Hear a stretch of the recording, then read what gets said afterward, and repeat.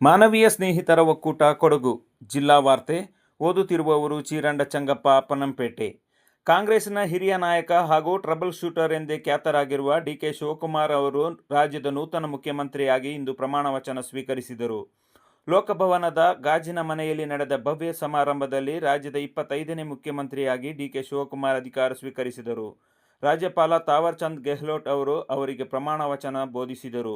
ಪ್ರಮಾಣ ವಚನ ಸ್ವೀಕಾರ ಸಮಾರಂಭದಲ್ಲಿ ಎಐಸಿಸಿ ಅಧ್ಯಕ್ಷ ಮಲ್ಲಿಕಾರ್ಜುನ ಖರ್ಗೆ, ಕಾಂಗ್ರೆಸ್ ನಾಯಕ ರಾಹುಲ್ ಗಾಂಧಿ, ಕೆಸಿ ವೇಣುಗೋಪಾಲ್, ರಣದೀಪ್ ಸಿಂಗ್ ಸುರ್ಜೇವಾಲಾ, ಮಾಜಿ ಮುಖ್ಯಮಂತ್ರಿ ಸಿದ್ದರಾಮಯ್ಯ, ರೇವಂತ್ ರೆಡ್ಡಿ ಸೇರಿದಂತೆ ಹಲವು ಕಾಂಗ್ರೆಸ್ ಮುಖಂಡರು ಭಾಗವಹಿಸಿದ್ದರು.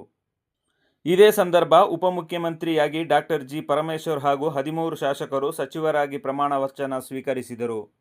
ವಿಪತ್ತು ನಿರ್ವಹಣೆ ಸಂಬಂಧ ಈಗಾಗಲೇ ನಿಯೋಜಿತರಾಗಿರುವ ನೋಡಲ್ ಅಧಿಕಾರಿಗಳು, ಸಹಾಯಕ ನೋಡಲ್ ಅಧಿಕಾರಿಗಳು ಸೇರಿದಂತೆ ಎಲ್ಲ ಹಂತದ ಅಧಿಕಾರಿಗಳು ತಮ್ಮ ವ್ಯಾಪ್ತಿಗೆ ಮತ್ತೊಮ್ಮೆ ಭೇಟಿ ನೀಡಿ ಅಗತ್ಯ ಮುನ್ನೆಚ್ಚರಿಕಾ ಕ್ರಮ ವಹಿಸಬೇಕು ಎಂದು ಜಿಲ್ಲಾಧಿಕಾರಿ ಎಸ್.ಜೆ. ಸೋಮಶೇಖರ್ ಅವರು ನಿರ್ದೇಶನ ನೀಡಿದ್ದಾರೆ.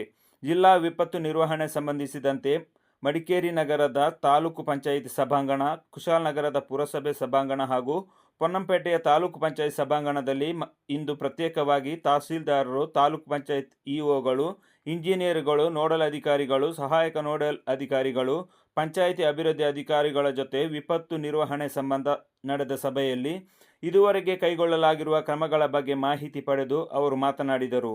ಎಲ್ಲ ಹಂತದ ಅಧಿಕಾರಿಗಳು ಕೇಂದ್ರ ಸ್ಥಾನದಲ್ಲಿದ್ದು ಕರ್ತವ್ಯ ನಿರ್ವಹಿಸಬೇಕು. ಈಗಾಗಲೇ ತಮ್ಮ ವ್ಯಾಪ್ತಿಯ ಸೂಕ್ಷ್ಮ ಹಾಗೂ ಪ್ರವಾಹ ಪೀಡಿತ ಪ್ರದೇಶಗಳಿಗೆ ಭೇಟಿ ನೀಡಿ ಮಾಹಿತಿ ಪಡೆದು ಅಗತ್ಯ ಕ್ರಮ ಕೈಗೊಳ್ಳಬೇಕು ಎಂದರು.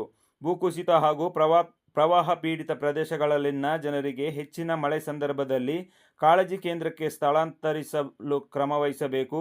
ಮಳೆ ಸಂಬಂಧ ಪ್ರತಿನಿತ್ಯದ ಮುನ್ನೆಚ್ಚರಿಕಾ ಮಾಹಿತಿ ನೀಡುವಂತಾಗಬೇಕು ಎಂದು ಇದೇ ಸಂದರ್ಭದಲ್ಲಿ ಹೇಳಿದರು. ಜೂನ್ 21ರಂದು ನಡೆಯುವ ಅಂತಾರಾಷ್ಟ್ರೀಯ ಯೋಗ ದಿನಾಚರಣೆಯನ್ನು ಅರ್ಥಪೂರ್ಣವಾಗಿ ಯಶಸ್ವಿಗೊಳಿಸುವಂತೆ ಜಿಲ್ಲಾಧಿಕಾರಿ ಎಸ್.ಜೆ. ಸೋಮಶೇಖರ್ ಅವರು ಸೂಚಿಸಿದ್ದಾರೆ.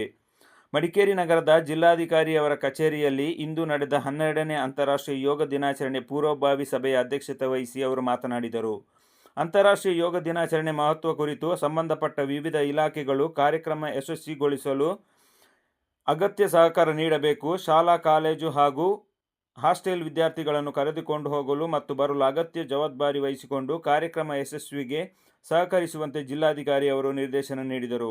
ಸದಾ ಒತ್ತಡದಲ್ಲಿ ಕಾರ್ಯನಿರ್ವಹಿಸುವ ಅಧಿಕಾರಿಗಳಿಗೆ ಆಯುಷ್ ಇಲಾಖೆಯಿಂದ ಯೋಗಾಭ್ಯಾಸ ಮಾಡಿಸಬೇಕು ಮತ್ತು ಆಯುಷ್ ಇಲಾಖೆಯಲ್ಲಿ ಲಭ್ಯವಾಗುವ ಸೌಲಭ್ಯಗಳನ್ನು ಒದಗಿಸಬೇಕು ಎಂದು ಹೇಳಿದರು. ಕೊಡಗು ಜಿಲ್ಲೆಯ ಪರಿಸರ ಮತ್ತು ಭೌಗೋಳಿಕ ಸ್ವರೂಪಕ್ಕೆ ಹಾನಿ ಉಂಟು ಮಾಡುವ ಯಾವುದೇ ಅಭಿವೃದ್ಧಿ ಯೋಜನೆಗಳು ಅಗತ್ಯವಿಲ್ಲ ಎಂದು ಕೊಡಗು ವನ್ಯಜೀವಿ ಸಂರಕ್ಷಣಾ ಸಂಘದ ಅಧ್ಯಕ್ಷ ಕುಂಜಂಗಡ ಬೋಸ್ ಮಾದಪ್ಪ ಅಭಿಪ್ರಾಯಪಟ್ಟರು. ಇಂದು ಸುದ್ದಿಗೋಷ್ಠಿಯಲ್ಲಿ ಮಾತನಾಡಿದ ಅವರು, ಕಡಮಕಲ್ ಸುಬ್ರಹ್ಮಣ್ಯ ರಸ್ತೆ, ರೈಲ್ವೆ ಯೋಜನೆಗಳು ಹಾಗೂ ಕಾನೂನುಬಾಹಿರ ಭೂ ಪರಿವರ್ತನೆ ಮತ್ತು ನಿಯಂತ್ರಣವಿಲ್ಲದ ಪ್ರವಾಸೋದ್ಯಮದಿಂದ ಉಂಟಾಗುತ್ತಿರುವ ಪರಿಸರ ಹಾನಿಯನ್ನು ಸಂಘ ಸಂಪೂರ್ಣವಾಗಿ ವಿರೋಧಿಸುತ್ತಿದೆ ಎಂದು ಹೇಳಿದರು. ಮಡಿಕೇರಿ ಕ್ಷೇತ್ರದ ಶಾಸಕ ಡಾಕ್ಟರ್ ಮಂಥರ್ಗೌಡ ಅವರು ವಿಧಾನಸಭೆಯಲ್ಲಿ ಕಡಮಕಲ್ ಸುಬ್ರಹ್ಮಣ್ಯ ರಸ್ತೆ ನಿರ್ಮಾಣದ ಪ್ರಸ್ತಾಪವನ್ನು ಮಂಡಿಸಿ ಅನುಮೋದನೆ ಮತ್ತು ಅನುದಾನಕ್ಕಾಗಿ ಸರ್ಕಾರದ ಗಮನ ಸೆಳೆದಿರುವುದು ತಿಳಿದಿರುವ ವಿಚಾರ. ಈಗಾಗಲೇ ಪ್ರಕೃತಿ ವಿಕೋಪ, ಮಾನವ ವನ್ಯಜೀವಿ ಸಂಘರ್ಷ, ಹವಾಮಾನ ವೈಪರೀತ್ಯ ಮತ್ತು ನಿಯಂತ್ರಣ ರಹಿತ ಪ್ರವಾಸೋದ್ಯಮದಿಂದ ನಲುಗಿರುವ ಕೊಡಗಿಗೆ ಇಂತಹ ಯೋಜನೆಗಳು ಮತ್ತಷ್ಟು ಪರಿಸರ ಹಾನಿಗೆ ಕಾರಣವಾಗಲಿದೆ ಎಂದು ಅವರು ಹೇಳಿದರು.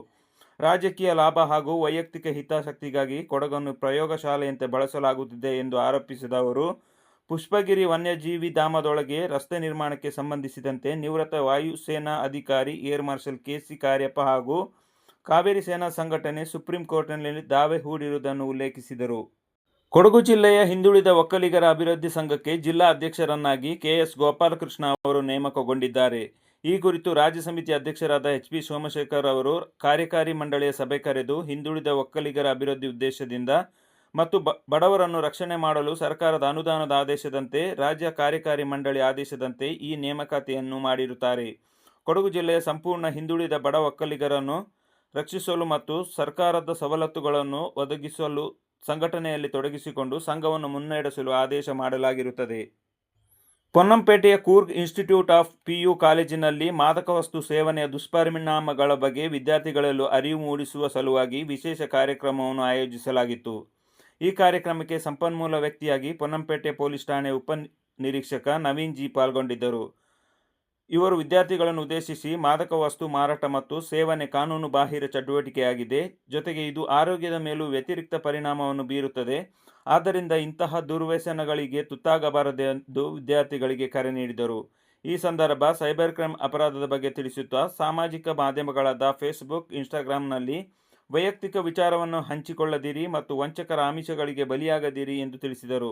ಹಾಗೂ ರಸ್ತೆ ಸುರಕ್ಷತಾ ಕ್ರಮವನ್ನು ತಪ್ಪದೇ ಪಾಲಿಸುವುದು ಪ್ರತಿಯೊಬ್ಬರ ಆದ್ಯ ಕರ್ತವ್ಯವಾಗಿರುತ್ತದೆ.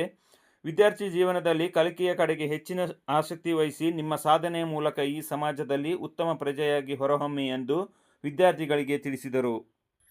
ಕೊಡಗು ವೈದ್ಯಕೀಯ ವಿಜ್ಞಾನಗಳ ಸಂಸ್ಥೆಯ ಸಹ ಪ್ರಾಧ್ಯಾಪಕಿ ಡಾಕ್ಟರ್ ಮಮತಾ ವೈ ಅವರಿಗೆ ಉತ್ತಮ ಸೇವೆಯನ್ನು ಪರಿಗಣಿಸಿ ಜ್ಞಾನಜ್ಯೋತಿ ಸಾಮಾಜಿಕ, ಸಾಂಸ್ಕೃತಿಕ ಮತ್ತು ಶೈಕ್ಷಣಿಕ ಟ್ರಸ್ಟ್ ಸಮಾಜ ಸೇವಾ ರತ್ನ ಪ್ರಶಸ್ತಿಯನ್ನು ನೀಡಿ ಗೌರವಿಸಿತು. ಬೆಂಗಳೂರು ಕನ್ನಡ ಮತ್ತು ಸಂಸ್ಕೃತಿ ಇಲಾಖೆಯ ಸಹಯೋಗದಲ್ಲಿ ಬೆಂಗಳೂರು ದಕ್ಷಿಣ ಜಿಲ್ಲೆಯಲ್ಲಿ ನಡೆದ ನಾಡು ನುಡಿ ಸಾಂಸ್ಕೃತಿಕ ಉತ್ಸವ 2026 ಕಾರ್ಯಕ್ರಮದಲ್ಲಿ ಪ್ರಶಸ್ತಿ ಪ್ರದಾನ ಮಾಡಲಾಯಿತು. ಡಾಕ್ಟರ್ ಮಮತಾ ವೈ ಅವರು ಈ ಹಿಂದೆ ಡಾಕ್ಟರ್ BR ಅಂಬೇಡ್ಕರ್ ರಾಷ್ಟ್ರೀಯ ಪ್ರಶಸ್ತಿ ಮತ್ತು ಕರ್ನಾಟಕ ರಾಜ್ಯ ರಸ್ತೆ ಸಾರಿಗೆ ನಿಗಮದ ಮಡಿಕೇರಿ ಘಟಕದಿಂದ ಉತ್ತಮ ಸೇವಾ ಪ್ರಶಸ್ತಿಯನ್ನು ಪಡೆದಿದ್ದಾರೆ. ಜಿಲ್ಲಾ ಉದ್ಯೋಗ ವಿನಿಮಯ ಕಚೇರಿ ವತಿಯಿಂದ ಜೂನ್ 5ರಂದು ಬೆಳಿಗ್ಗೆ 10:30 ರಿಂದ ಮಧ್ಯಾಹ್ನ 2 ಗಂಟೆಯವರೆಗೆ ಜಿಲ್ಲಾ ಉದ್ಯೋಗ ವಿನಿಮಯ ಕಚೇರಿಯಲ್ಲಿ ನೇರ ಸಂದರ್ಶನ ನಡೆಯಲಿದೆ. ಈ ನೇರ ಸಂದರ್ಶನದಲ್ಲಿ ಕಲ್ಯಾಣಿ ಮೋಟಾರ್ಸ್ ಮಡಿಕೇರಿ ಅವರು ತಮ್ಮ ಸಂಸ್ಥೆಗಳಲ್ಲಿ ಖಾಲಿ ಇರುವ ಹುದ್ದೆಗಳಿಗೆ ನೇಮಕಾತಿ ಮಾಡಿಕೊಳ್ಳಲಿದ್ದಾರೆ. ಈ ಸಂದರ್ಶನದಲ್ಲಿ SSLC, PUC, ITI, ಡಿಪ್ಲೊಮಾ, ಪದವಿ ಹಾಗೂ ಸ್ನಾತಕೋತ್ತರ ಪದವಿ ವಿದ್ಯಾರ್ಹತೆ ಹೊಂದಿರುವ ಅಭ್ಯರ್ಥಿಗಳು ಭಾಗವಹಿಸಿ ಉದ್ಯೋಗದ ನೆರವನ್ನು ಪಡೆಯಬಹುದಾಗಿದೆ. ಅಭ್ಯರ್ಥಿಗಳು ವಿದ್ಯಾರ್ಥಿಯ ಮೂಲ ದಾಖಲಾತಿಗಳು, ಅನುಭವ ಪ್ರಮಾಣ ಪತ್ರ ಹಾಗೂ ಸ್ವವಿವರಗಳ ಪ್ರತಿಗಳೊಂದಿಗೆ ನೇರ ಸಂದರ್ಶನಕ್ಕೆ ಹಾಜರಾಗುವಂತೆ ಜಿಲ್ಲಾ ಉದ್ಯೋಗಾಧಿಕಾರಿ CB ಮಂಜುನಾಥ್ ಅವರು ತಿಳಿಸಿದ್ದಾರೆ. ಹೆಚ್ಚಿನ ಮಾಹಿತಿಗೆ ಜಾಬ್ ಕೋಆರ್ಡಿನೇಟರ್ 8296020826 ಇವರನ್ನು ಸಂಪರ್ಕಿಸಬಹುದು. ಇಲ್ಲಿಗೆ ಜಿಲ್ಲಾ ವಾರ್ತೆ ಮುಕ್ತಾಯವಾಯಿತು.